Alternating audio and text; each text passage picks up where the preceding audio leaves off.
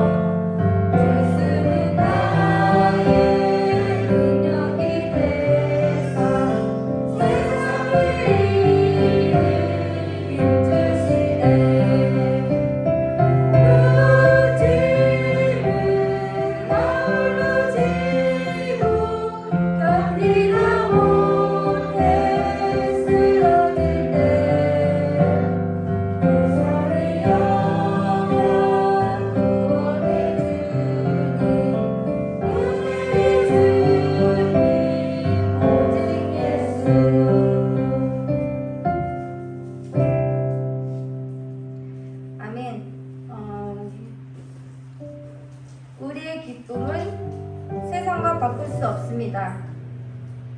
내가 매일 기쁘게 찬양 드리겠습니다.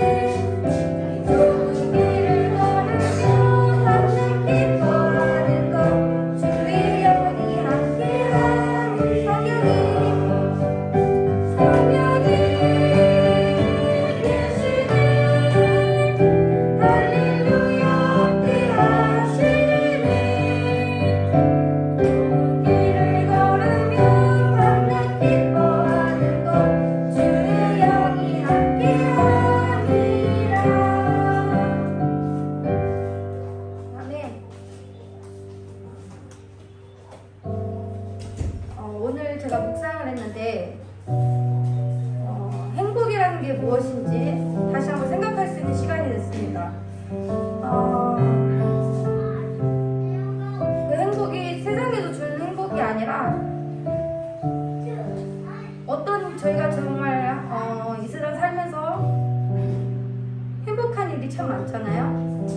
그 행복한 일보다 하나님이 주시는 행복이 더 소중하고 또 하나님이 주신 행복을 저희가 갖고 살아갈 수 있는 저희 성도들이 됐으면 좋겠습니다. 네, 행복 찬양 부르겠습니다.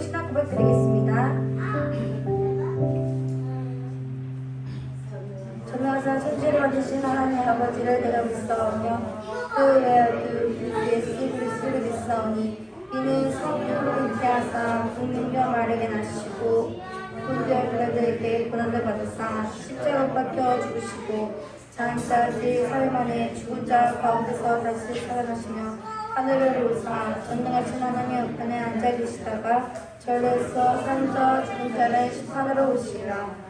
성령 믿사오며 거룩한 공예와 성도가 서로 소통한 것과 죄를 사해 주신 것과 몸이사 사는 것과 영원히 사는 것을 믿사옵나이다. 아멘. 다 같이 찬송가 89장 통일 찬송가 89장 동일합니다. 찬양 부르겠습니다.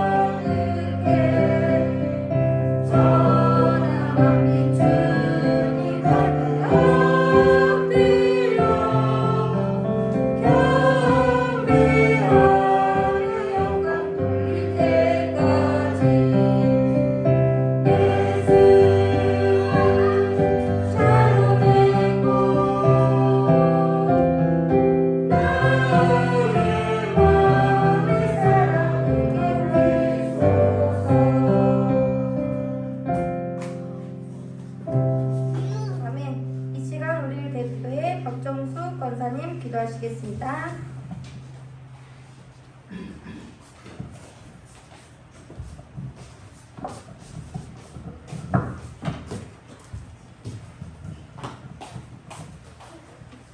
사랑이 풍성하신 하나님 아버지, 귀하고 복된 예배 자리로 불러주심을 감사합니다. 저희들이 마음의 문을 여시사 주님의 음성을 귀를 기울일 수 있도록 저희들의 마음과 생각을 주장하셔서 신령과 진정으로 하나님 아버지께서 받으시기에 합당한 예배가 될 수 있도록 성령으로 충만하게 부어주셔서 혼잡하고 어지러운 세상 가운데 구별되어 부르셨사오니 주님만을 온전히 바라볼 수 있는 믿음의 눈을 열어 주옵소서. 하나님 아버지, 한 치 앞도 알 수 없는 제약이 강력한 세상입니다. 지구촌 곳곳에 들려지는 소식마다 어두운 소식만이 들려집니다. 너희를 그와 같이 버려두지 않겠다고 약속하신 하나님 아버지, 흑암 중에도 택하신 주의 백성들 빛으로 인도하시고 지켜주옵소서. 지구촌 곳곳에 복음을 들고 나가 계신 선교사님들과 몽골과 레바논 선교지에도 하나님 아버지의 의의 빛으로 비추사 지켜주시고 복음으로 하나가 되도록 회복되게 하옵소서. 즉 자비로우신 하나님 아버지, 이 민족이 겪고 있는 분단의 아픔이 오래 지속되지 않도록 인도하시고 철의 장막이 무너짐으로 이 나라가 주님의 주시는 복음으로 통일을 이루어지게 하옵소서. 저희 교회도 은혜가 넘치는 교회 되게 하옵시고 생명의 말씀만이 증거되는 복된 교회가 되어 하나님 아버지께서 주시는 부흥과 예수 그리스도만 나타나는 교회 되게 하옵소서. 오늘도 하나님 말씀을 전하시는 귀한 목사님 영과 육을 강건케 하시되 육신의 연약함을 성령께서 강건함으로 치유하시고 지키셔서 가정과 목양에 항상 힘있게 감당하게 하옵소서. 이 시간 선포되는 하나님 말씀이 생명이 살리는 말씀이 되어 한 심령도 거저가지 않도록 은혜로 충만하게 채워주옵소서. 새로운 주일도 근신하고 깨어있어 빛의 자녀로 세상을 비치는 빛이 되게 하옵소서. 항상 저희들을 지키시고 진리의 길로 인도하시는 예수님의 이름으로 기도드립니다. 아멘.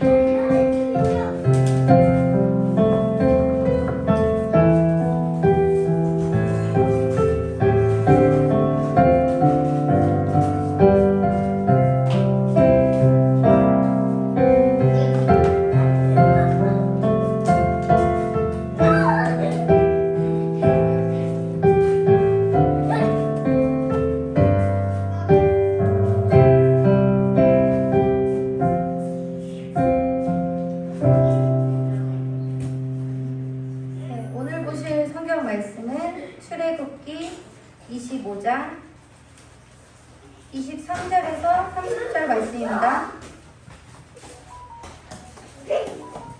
출애굽기 25장 23절에서 30절 말씀이요. 저번 주랑 동일합니다.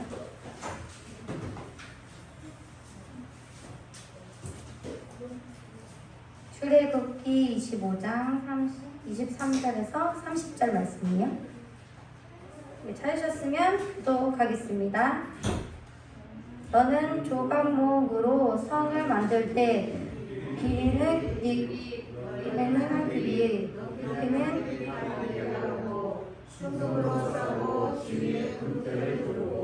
그 주위에 손바닥의 넓이나 턱을 만들고 그 턱 주위에 금으로 띠를 만들고 그때 위하여 금 부분에 네스빗을 턱 위에 붙이고 그 성에 외틀을 꿰매며 그 금으로 그 채를 만들고 금을 쌓아 성을 그것으로 낼 것이라. 너는 그것을 손가락과 금으로 손으로 만들며 성 위에 질설병을 두며 항상 아멘. 성은기 목사님 나오셔서 질설병 성난 두 번째 이야기 드리겠습니다.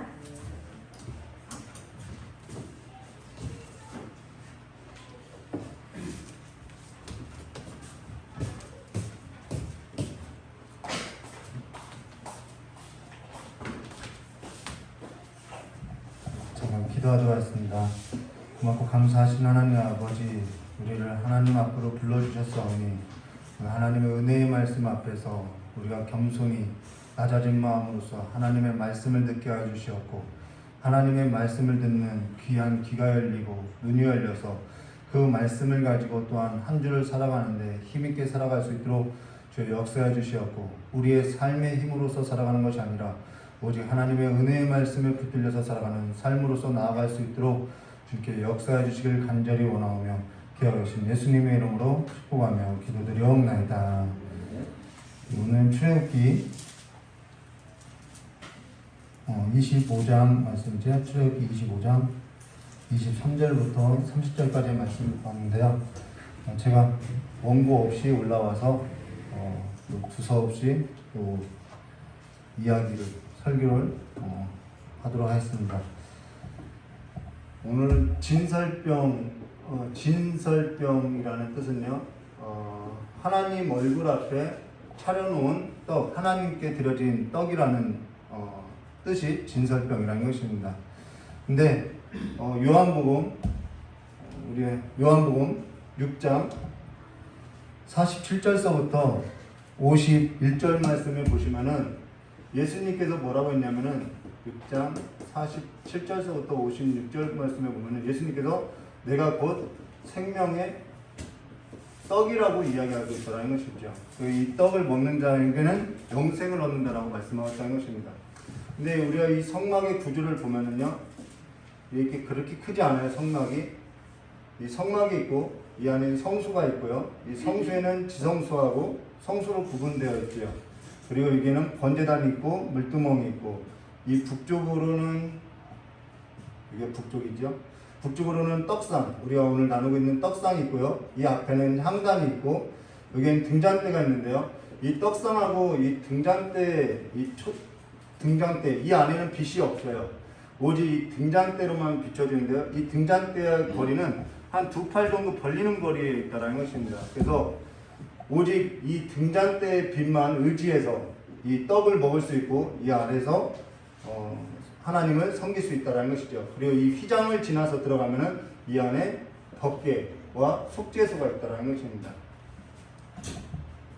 근데 우리가 이 진설병을 지난 시간에 한 개 나눴는데요. 오늘은 무엇을 나누려고 하냐면요, 오늘 이 떡에 관해서 좀 나누려고 한다는 것입니다. 이 떡은 오늘 성경 말씀에도 나와 있나요? 고운 가루로서 해야 한다는 거예요. 고운 가루. 우리 레위기서 24장 5절 말씀부터 9절 말씀부터 했습니다. 레위기서 24장 5절부터 9절 말씀에 보시면은 이렇게 말씀하고 있죠.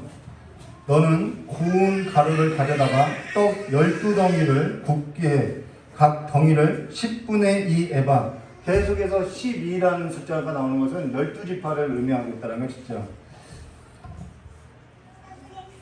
10분의 2 에바를 하여 여호와 앞 순결한 상 위에 두 줄로 한 줄에 6씩 진설하고, 너는 또 정결한 유향을 그 각 줄 위에 두어 기념물로 여호와께 화제로 삼을 것이며, 안식일마다 이 떡을 여호와 앞에 항상 진설할지니 이는 이스라엘 자손을 위한 것이요 영원한 언약이니라. 이 떡은 아론과 그의 자손에게 돌리고 그들은 그것을 거룩한 곳에서 먹을지시, 이는 여호와의 화제 중 그에게 돌리는 것으로서 지극히 거룩함이니라. 이는 영원한 규례니라 라고 말씀하고 있죠. 여기 고운 가루가 나온다는 것입니다.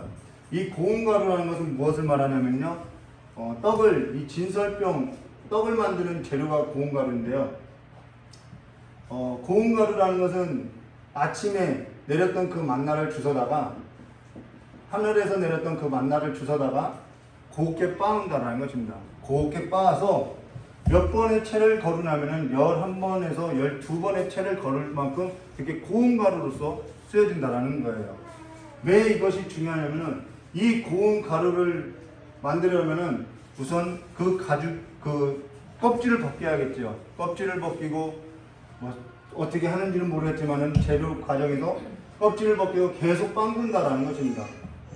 자, 이 고운 가루는 곧 누구를 의미하냐면요, 예수 그리스도를 말하고 있다는 거예요. 성막의 모든 주제, 성막의 모든 재료는 다 예수 그리스도를 말하고 있다는 거예요. 그래서 그분으로서만으로서 우리가 생명을 얻을 수 있음을 말하고 있다는 것입니다. 자, 이사야서 53장 말씀 보도록 하겠습니다. 목사님도 원고 없으니까 설교를 저렇게 못하는구나 이렇게 생각할 수 있을 텐데요. 이사야서 53장 말씀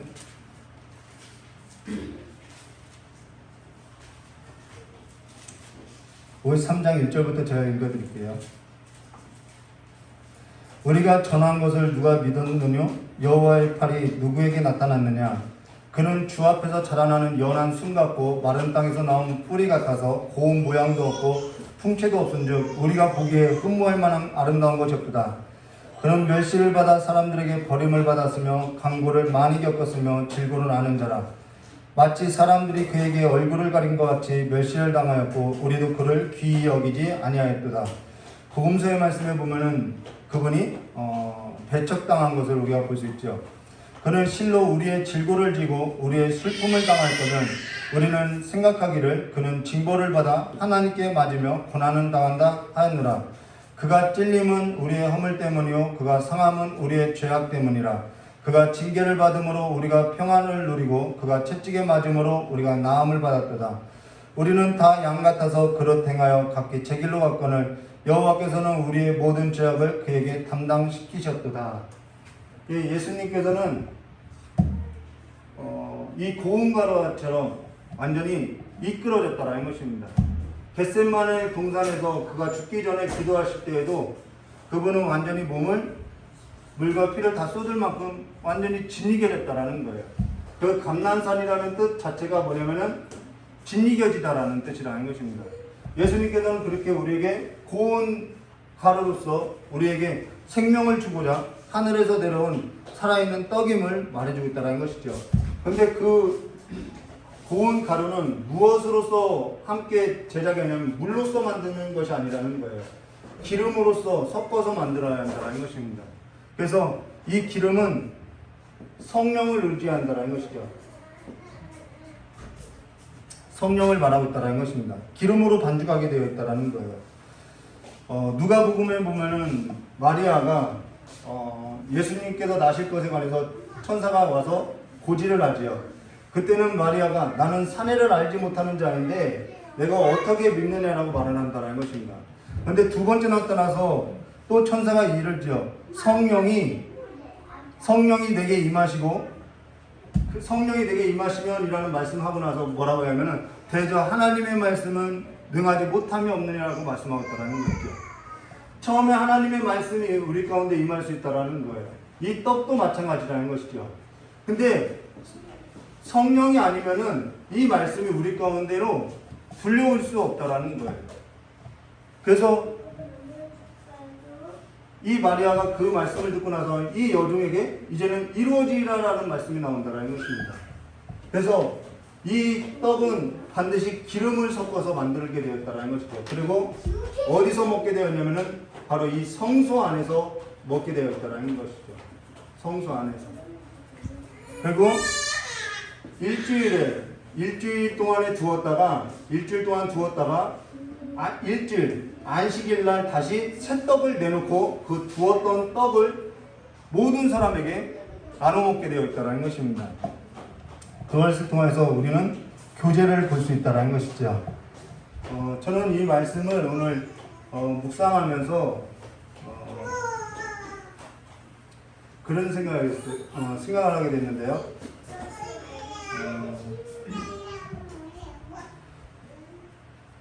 제가 이제 월요일날 입원을 하게 되는데요. 설교 준비를 안 했던 이유가 여러분 설교를 제가 준비한다는 것은 우리가 어떠한 앞일을 생각하는 것이죠. 앞일을 생각하고 그 앞일에서도 내가 오늘을 충실하게 살아간다는 거예요. 근데 그 계획조차도 나의 계획이었다라는 것이지요. 근데 이 오늘이라는 시간은 사실상 내 계획으로서 오늘을 충실하게 살 수 없더라는 것입니다. 그냥 오늘 나에게 주어진 삶, 이 한날에 하나님께서 내게 주시는 양식이 필요하다는 것이죠. 아침에 나를 깨워줄 양식이 필요하다는 거예요. 내가 앞으로 어떠한 계획을 세워서 오늘 어떠한 말씀을 준비해야지 그게 아니라 오늘 내게 하나님께서 들려줘야 할 그 생명의 말씀이 필요함을 말해주고 있다는 것입니다. 그 말씀이 저를 깨우고 저를 살리더라는 것이지요. 여러분들이 지금 오늘 목사님이 무슨 말을 할까 뭐 두서없이 이야기하는 것 같은데요.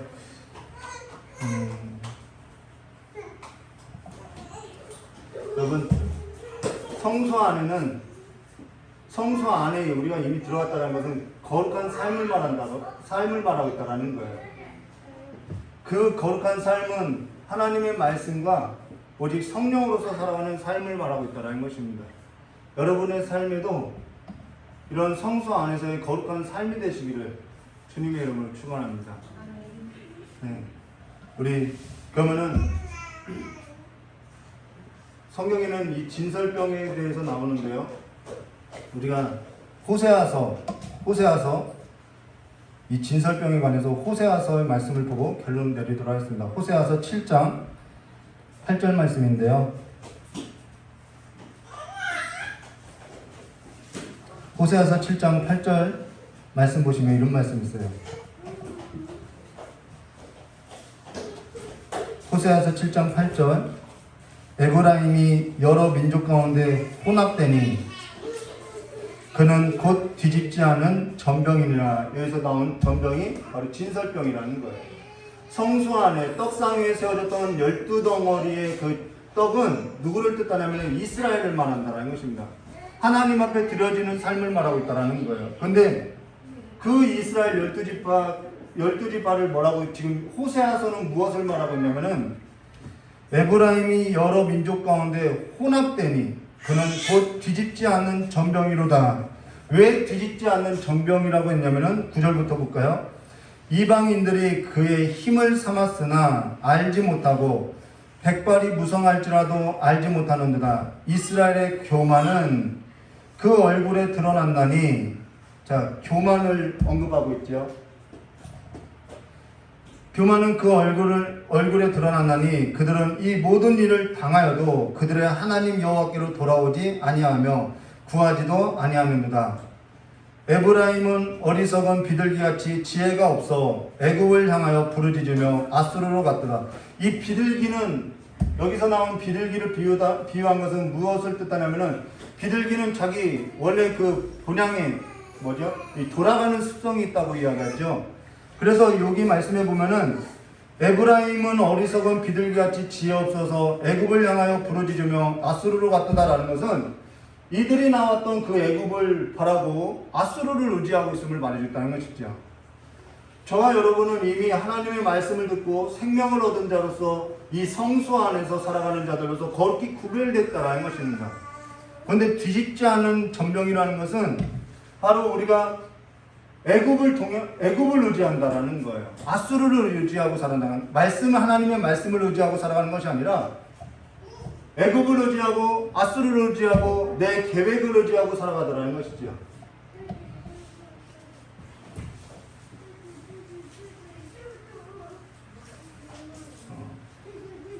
사람이 낮아질 수 있느냐? 저는 제가 굉장히 그래도 겸손하다고 생각했었어요. 근데 그게 아니더라고요. 사람은 절대 낮아질 수 없더라는 거예요. 하나님이 낮춰줘야 하나님의 콧김 한 번에 온 천지가 떨리듯이 떨리게 되더라는 것이죠. 목이 굳을 수가 없더라는 거예요. 하나님의 그 콧김에, 하나님의 그 입김에 큰 떨림이 있게 되더라는 것이죠. 하나님께서 사람을 낮추실 때 사람이 낮춰지더라는 것입니다. 근데 왜 이 이야기를 하면은 낮아져야만 우리가 하나님 앞에 뭘 할 수 있냐면 순종할 수 있겠다라는 것이죠. 제가 순종이 안 돼요. 순종이 안 되는데 왜 사람이 순종이 안 되냐면은 결국 마음이 높아서 순종이 안 되더라는 것이죠. 우리가 왜 말씀 앞에서 순종이 안 되느냐? 왜 내가 계속 어리석은 비둘기같이 구구거리면서 왜 애굽을 의지하려고 하고 왜 아수르를 의지하려고 하고 왜 뒤집히지 아니한 전병과 같이 살아가느냐? 낮아지지 않더라는 것이죠. 내가 그 끈을 못 놓더라는 것입니다. 근데 저의 삶에 있어서 이번 기회를 통해서 정말 앞날에 대한 계획을 할 수가 없겠다라는 거예요. 그래서 말씀도 묵상하지도 못했고 그냥 주어진 하루하루의 삶을 살고 오늘 여러분과 이렇게 이야기를 나눴는데요. 여러분, 뒤집지 않은 전병은 어떠한 전병이 되냐면요, 밑은 탄다라는 거예요. 새카맣게 탄다라는 거예요. 위는 익지가 않는다라는 것이죠. 혼합되어 있다라는 것입니다. 겉은 익지 않아서 성장하지 않았고, 근데 속은 검게 완전히 새카맣게 타들어가 있고, 그런 상태가 뒤집히지 않은 정병이라는 것입니다. 여러분, 저와 여러분의 삶이 하나님 앞에 드려지는 정말 귀한 진설병으로서, 하나님 앞에 드려지는 삶으로서, 누군가와 나눌 수 있는 삶으로서, 교제할 수 있는 삶으로서 여러분들이 겸손해지시기를 주님의 이름으로 축원합니다. 그 길밖에 사는 길이 없겠다라는 거예요.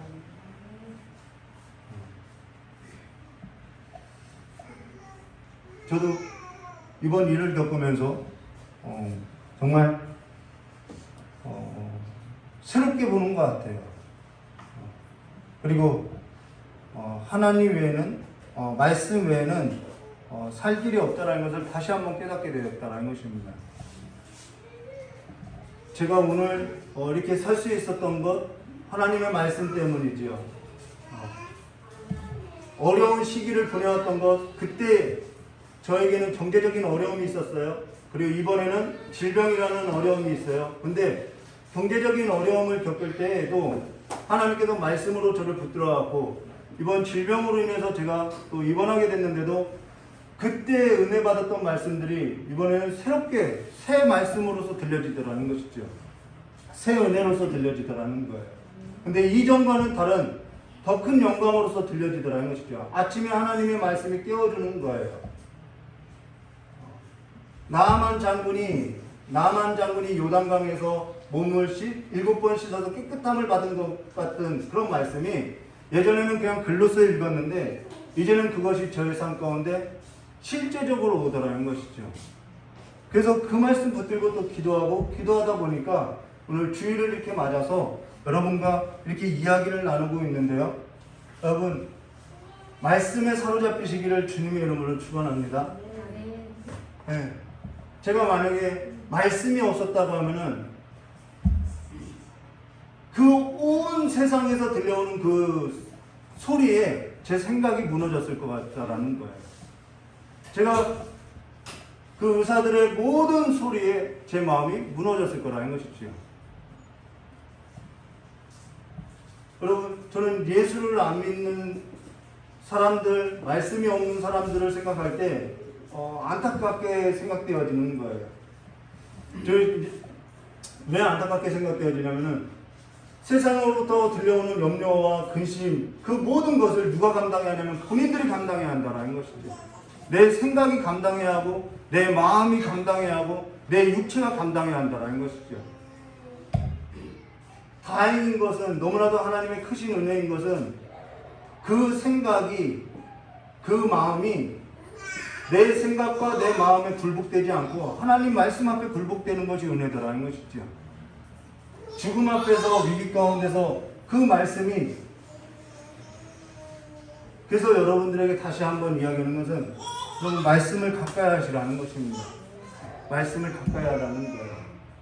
성수 안에서의 그 구별된 삶을 살아내시기를 주님의 이름으로 축원합니다. 기도 많이 하시고요. 말씀 많이 읽으시고요. 우리의 삶에 왜 이러한 어려움이 오느냐? 사실 말씀을 경험해야 하거든요. 그리고 이 진설병은 물로서 반죽하는 것이 아니라 기름으로서 반응하고, 또 무엇에 굳게 되냐면 불에다 굳게 된다는 것입니다. 왜 굳게 되냐면은 일주일 동안 보관을 해야 하는데, 이걸 반죽해서 찌면은 일주일 동안 보관할 수가 없다라는 거예요. 그래서 반드시 불에다, 건철에다가 구워서 하나님 앞에 드려지는데, 이것은 무엇을 말하냐면 연단과 시련을 말하게 되어 있다는 것입니다. 연단을 통과하지 않고 시련을 통과하지 않고서는 우리의 삶이 뒤집혀지지 않는다는 것이죠.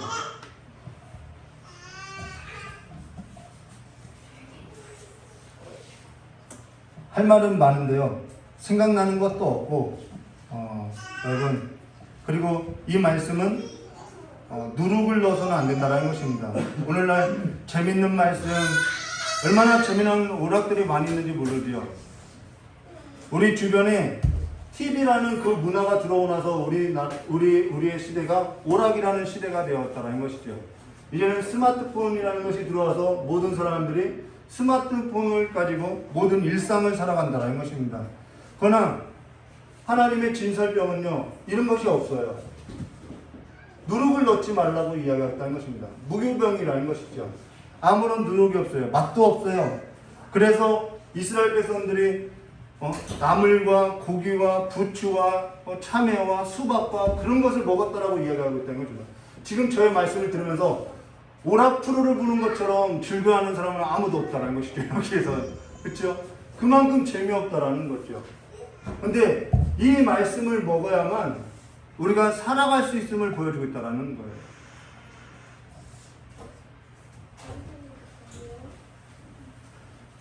아침과 저녁으로 꼭 여러분 성경 말씀 구약 3장 신약 1장 저희 딸에게도 어제 잔소리처럼 이야기했는데 말씀이기로 했는데 말씀 읽고 기도하는 길 외에는 아무것도 없는 것 같아요. 단단한 말씀을 먹으시고 맛없는 음식이 건강한 것처럼 제일 맛없는 음식이 성경 말씀인 것 같아요. 이 양식인 것 같아요. 이 제일 맛없는 음식을 맛있게 먹으시기를 주님의 이름을 축원합니다. 다 전한 것 같은데요. 우리 요한복음 찾지 않았는데 제가 봉독하고 마치도록 하겠습니다. 요한복음 6장 47절부터 52절입니다. 43절부터 읽을까요? 너희는 서로 수군거리지 말라. 나를 보내신 아버지께서 이끌지 아니하시면 아무도 내게 올 수 없으니 오는 그를 내가 마지막 날에 다시 살리리라. 선지자의 글에 그들이 다 하나님의 가르침을 받으리라 기록되었은즉 아버지께 듣고 배운 사람마다 내게로 오느니라. 이는 아버지를 본 자가 있다는 것이 아니니라. 오직 하나님께서 온 자만 아버지를 보았느니라. 진실로 진실로 너에게 이르노니 믿는 자는 영생을 가졌나니 내가 곧 생명의 떡이니라. 너희 조상들은 광야에서 만나를 먹었어도 죽었거니와 이는 하늘에서 내려온 떡이니 사람으로 하여금 먹고 죽지 아니하게 하는 것이니라. 나는 하늘에서 내려온 살아있는 떡이니 사람이 이 떡을 먹으면 영생하리라. 내가 줄 떡은 곧 세상의 생명을 위한 내 살이니라 하시니라. 예수님은 말씀이 육신되어서 오셨지요. 이 말씀을 가까이 하시는 거룩한 성도로서, 거룩한 삶으로서, 거룩히 구별된 자로서 아버지께서 여러분을 불렀다라는 거예요. 그리고 이 하나님의 말씀을 듣고 먹게 했고 그 듣고 먹게 한 사람마다 다 아버지께로 오게 했다는 것입니다. 이 생명의 말씀을 먹고 삶을 살아내시기를 주님의 이름으로 축원합니다. 그 또 한 가지는요, 여러분 마음이 낮아지니까요 삶을 어디에 두냐면요 높은 곳에 두지 않아요. 어디에 두냐면요 낮은 곳에 두다라는 것입니다. 세상은요 우리 앞에서 행복이라는 찬양 불렀지요. 세상은 우리의 행복을 위해서 살으라고 해요. 행복을 추구하라고 이야기해요. 그 행복을 추구하기 위해서 나는 돈도 있어야 하고 오락도 있어야 하고 여러 가지 내 주변에 많은 것들을 소유해야만 내가 행복할 거라고 이야기해요. 근데 우리의 행복은 거기에 있는 것이 아니라 우리의 행복은 거룩함에 있다는 것입니다. 거룩함을 추구하는 것이 우리의 행복이라는 거예요. 이 얘기만 마쳐드려 볼게요. 제가 경제적으로 어려움을 당하고 나서 이제는 질병으로 어려움을 당하고 있는데요. 욥기서의 말씀에 보니까 욥이 경제적으로 어려움을 당하고 나서 질병으로 어려움을 겪어요. 근데 생명은 하나님께 있다고 생명은 건들지 말라는 말씀을 하시더라고요. 그 말씀이 새롭게 들리는 거죠. 근데 그러면서 점점 낮아지면서 무엇을 생각하냐면 낮은 자, 할례비를 부하되어 이제는 병든 자, 뭐 이동근 집사님 아픈 사람, 저 못 먹고 사는 사람, 그런 사람들을 바라보게 되어 있는 거예요. 텔레비를 보면서도 그 사람들 놓고도 기도하게 되더라는 것이죠. 아내를 놓고 기도해요. 전에는 불쌍하지 않았는데 자녀들을 놓고 기도해요. 안타까운 거죠. 근데 이 삶이 얼마나 복되냐면은 내 마음이 낮아서서 낮은 곳을 봤더니 우리 자녀들도 낮은 자들을 바라보고 있더라는 거예요. 많은 사람들을 먹이려고 하더라는 것이죠. 근데 내 마음이 높은 마음으로서 순종되지 않는 마음으로서 내가 돈이 있어야 한다, 이것을 해서 나는 나의 행복을 살아야 한다라고 했을 때 우리는 어떠한 삶을 사냐면 내 자녀도 이 삶을 살게 된다라는 거예요. 나만 행복하면 돼. 그들은 행복을 추구하게 되어 있다라는 것이죠. 그래서 그 가정이 이기적일 수밖에 없더라는 거예요. 그 가정이 무너질 수밖에 없더라는 것이죠. 하나님께서 우리를 낮추시고 우리에게 낮추시는 것은 우리를 재앙 가운데 두고자 하는 것이 아니라 우리를 복되게 하기 위함이라는 것을 여러분 기억하시고, 여러분 하나님께서 낮추실 때 낮아지시는 마음으로서 예수 그리스도의 마음을 품고 예수 그리스도의 살을 먹고 살아가는 거룩한 삶으로서 여러분 자손도 여러분 자녀들도 마음을 높은 곳에 둬서 멸망당하는 일 없고 뒤집히지 아니하는 전병과 같이 혼합되어서 살아가는 삶이 아니라 거룩하게 하나님의 자녀들로서 살아가는 삶이 될 수 있기를 너무 기도하시기를 주님의 이름으로 축원합니다. 제가 일주일 동안 묵상되어졌던 것, 하나님께서 제게 이런저런 것 깨닫게 해주셨던 것, 오늘 저와 여러분을 나눴는데요. 두서없이 나눴지만은 여러분 저를 위해서 기도해 주시고 교회 위해서 기도해 주시고 또한 여러분의 삶을 위해서 기도하시고 말씀을 아침과 저녁으로 묵상하며 하나님께 가까이 나아가시기를 주님의 이름으로 축원합니다. 왜 이렇게 말씀을 강조하냐면은 저는 직장 생활할 때 잘 나갔거든요. 한 달에 15년, 16년 전에 급여를 한 450에서 500만 원 받으면서 잘 나갔었거든요. 그때는 뭐 일반 기업들의 사장들을 우습게 여기고 그렇게 살아왔거든요. 그것이 삶의 행복인 줄 알았고 그렇게 살아왔다는 것입니다. 근데 성경 말씀, 저희 아내가 성경책을 선물하면서 한 번만 읽어보라고 했는데 처음에는 이게 재미있나요? 맛도 없죠.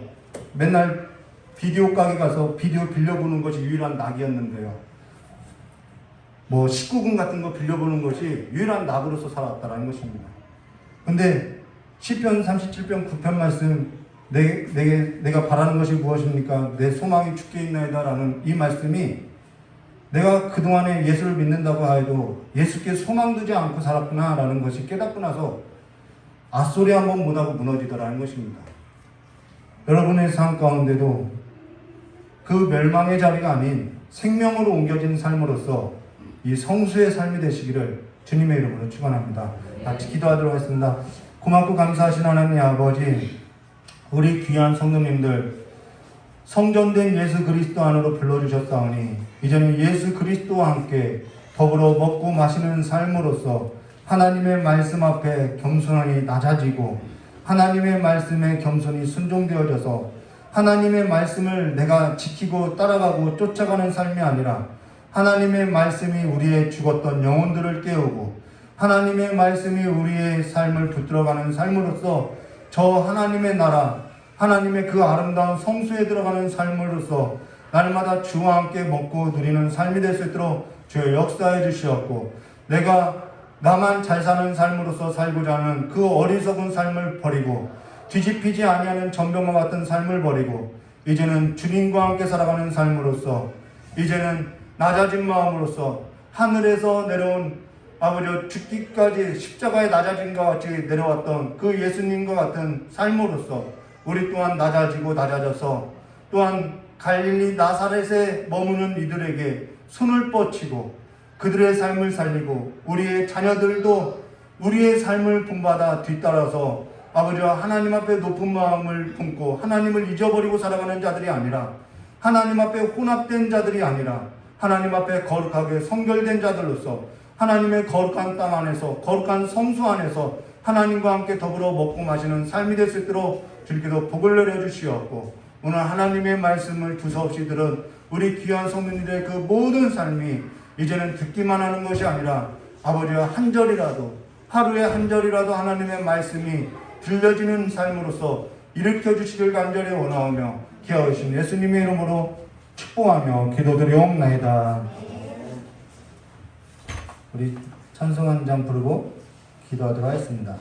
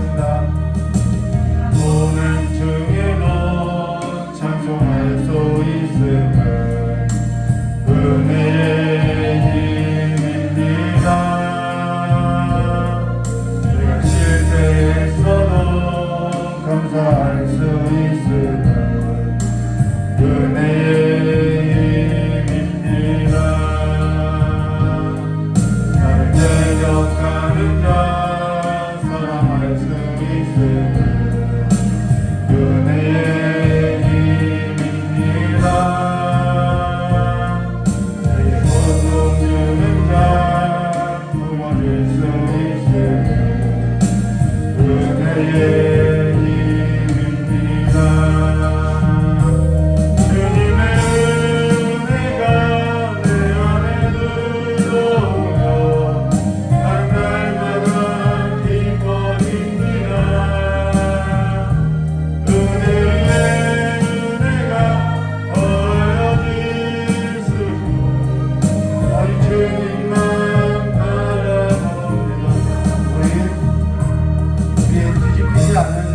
우리의 삶을 회개하고 하나님 앞에 겸손히 다시 한번 성수의 삶을 살아갈 수 있도록 해달라고 기도하도록 하겠습니다.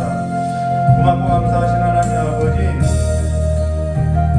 우리의 모든 삶을 주님 앞에 내어드리오니 주님께서 주관하여 주시옵고 주님께서 붙들어 주시옵고 주님께서 인도하여 주셔서 우리의 계획대로 살아가는 것이 아니라 주님께서 우리를 빚으신 그 하나님의 계획대로 우리가 순종되어질 수 있도록 저 역사해 주시옵고 우리의 마음이 날마다 주님 앞에 겸손히 낮아진 자로서 아버지여 사울 왕과 같이 패하여지는 것이 아니라 아버지의 그 작은 목소리에도 큰 떨림을 얻고 아버지 앞에 그 작은 그 음성 앞에도 아버지 떠는 자들로서 두렵고 떠는 자들로서 아버지 앞에 순종되어지고 아버지의 음성에 귀를 기울이고 살아가는 삶이 될 수 있도록 주의 역사해 주시길 간절히 원하옵나이다. 이 시간에 모든 우상을 멸하여 주시옵고 이 시간에 모든 어둠의 권세가 이 나사렛 예수 이름으로 떠나가게 하여 주시옵고 이 시간에 하나님을 섬기고자 하는 그 모든 견고한 진들이 아버지여 이 시간에 예수 이름으로 무너져서 하나님의 복된 가정 하나님의 복된 삶으로서 인도함 받는 거룩한 삶이 될 수 있도록 저 역사해 주시길 간절히 원하옵나이다. 우리가 이제는 의의 말씀을 경험하는 자들로서 아버지여 성장하고 성숙해서 아버지 앞에 거룩한 떡으로서 드려지는 삶이 될 수 있고 아버지 앞에 쪼개어서 나눠지는 삶으로서 아버지여 내 낮아진 아버지여 갈릴리의 나사렛과 같은 아버지여 그들의 삶에도 함께 떡을 나누는 자들이 될 수 있도록 하나님 앞에서 하나님과 함께 떡을 나눌 수 있는 삶이 될 수 있도록 주님께서 역사해 주시길 간절히 원하오며 되어 계신 예수님의 이름으로 축복하며 기도드리옵나이다. 조신 하나님 아버지, 내 가정만의 행복이 아니라 나만의 행복이 아니라 내 교회만의 행복이 아니라 빈들에 앉은 갈릴리 나사렛에 있는 아버지여 그들에게 아버지여 떡을 쪼개어 나눌 수 있는 귀한 삶이 될 수 있도록 주여 역사해 주시옵고 아버지여 배우자만의 일이 아니라 남편만의 일이 아니라 아내만의 일이 아니라 함께 육아도 함께 할 수 있고 살림도 함께 하고 모든 것을 오늘 나에게 주어진 삶을 함께 하고 그 삶이 얼마나 하나님 앞에 귀한 삶인지를 알게 하여 주시옵고 내가 늘 불렀던 찬양이 아니라 내가 오늘 아버지 앞에 부르는 찬양이 새 노래라는 것을 기억하게 하여 주시옵고 아버지 앞에서 날마다 들었던 말씀이 이제는 생명의 말씀으로서 단단한 의의 말씀으로서 그 단단한 말씀을 먹고 자라나게 하여 주시고 이제는 그 말씀이 우리의 삶을 이끌어가는 것을 보게 하여 주시길 간절히 원하옵나이다. 우리의 행복이 저 세상에 있는 것이 아니라 어리석은 비둘기같이 구구구구 하면서 애국으로서 구걸하고 아수르로 구걸하는 것이 아니라 하나님 앞에 나와서 아버지의 의의 말씀을 경험하는 자들로서 아버지께로 복을 받는 자들로서 살아갈 수 있도록 저 역사해 주시길 간절히 원하옵나이다. 지혜로운 비둘기같이 아버지의 순결하게 살아갈 수 있도록 거룩한 곳에서 하나님의 말씀을 먹고 살아갈 수 있도록 주님께 역사해 주시옵고 우리가 살아가는 그 모든 곳이 하나님의 성소가 되게 하여 주시옵고 거룩히 구별되게 하여 주시옵고 이제는 하나님의 음성에 귀를 기울이며 날마다 하나님의 음성에 깨우쳐지는 삶이 될 수 있도록 복을 내려주시길 간절히 원하오며 기어오신 예수님의 이름으로 축복하며 기도드리옵나이다. 이 시간에도 아버지 앞에 찬양과 예물과 시간을 드린 우리 귀한 성도님들의 모든 예배를 아버지 받아주시고 흠양하여 주시옵고 이 모든 예배가 아버지의 것임을 고백하는 심정으로서 시간과 예물과 찬양과 말씀 모든 것을 아버지 앞에 드려오니 아버지께서 받아주시옵고 아버지께서 기억하여 주시옵고 아버지께서 기뻐 받으시는 예배가 될 수 있도록 주님께 역사해 주시옵고 또 오늘 받아 먹은 이 말씀이 아버지 한 주의 삶을 살아가는 데 있어서 힘이 되게 하여 주시옵고 또 다시 한 주의 삶을 시작할 때 아버지 앞에 나와서 새 떡을 먹고 새 힘을 얻고 들어갈 수 있도록 주님께서 은혜 베풀어 주시길 간절히 원하오며 귀하오신 예수님의 이름으로 축복하며 기도드려옵나이다. 이제는 우리 주 예수 그리스도의 사랑과 하나님 아버지의 넓고 풍성하신 은혜와 성령 하나님의 내주감과 감동 교통하심의 역사가 하나님의 말씀 앞에 서고 하나님의 은혜의 말씀을 붙들려서 살고자 하는 우리 귀한 성도님들의 모든 머리 위에와 또한 이 자리에 참석하지 못한 우리 귀한 성도님들의 모든 발걸음 위에와 또한 전쟁으로 질병으로 고통을 당한 우리 귀한 하나님의 백성들 가운데 영원히 함께 있을지어다. 이것으로 주의 예배 마치도록 하겠습니다. 하나님께 영광을 받고 드리겠습니다. 감사합니다.